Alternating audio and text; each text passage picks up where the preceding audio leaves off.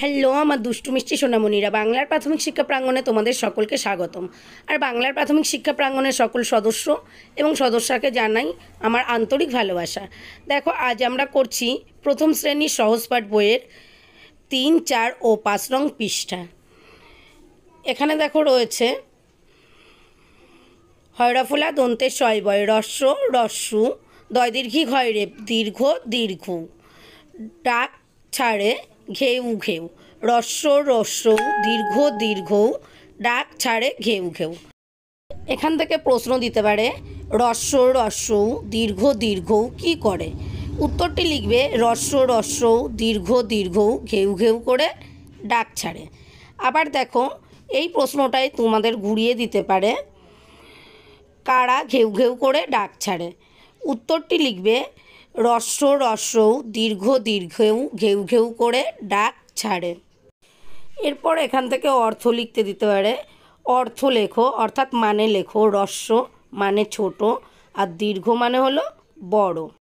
পৃষ্ঠা নং 4-এ দেখো রয়েছে রি ঘন মেঘ বলে রি দিন বড় বিশ্রী। এখানে দেখো রয়েছে বয়রস্যি তালিবস্য হয়রাফলা দীর্ঘি বিশ্রী। এখানে দেখো প্রশ্ন আসতে পারে ঘনমেঘ কী বলে। উত্তর লিখবে ঘনমেঘ রি বলে। দিনটা কেমন, দিনটা বড় বিশ্রী। এখানে অর্থ লেখো। ঘন মানে হলো গাঢ় আর বিশ্রী মানে হলো কুৎসিত বা খারাপ। বিপরীত শব্দ আসতে পারে ঘন পাতলা, বিশ্রী সুশ্রী, বড় ছোট, দিন রাত। পৃষ্ঠা নং 5 এ ওই বাটি হাতে এ ওই হাঁক দেয় দে তুই। এখান থেকে প্রশ্ন আসতে পারে কারা বাটি হাতে আছে। উত্তর লিখবে এ ওই বাটি হাতে আছে। তারপরের প্রশ্ন আসতে পারে এ ওই কি হাঁক দেয়। উত্তর লিখবে এ ওই দে দই হাঁক দেয়। এখানে অর্থ লিখো হাঁক।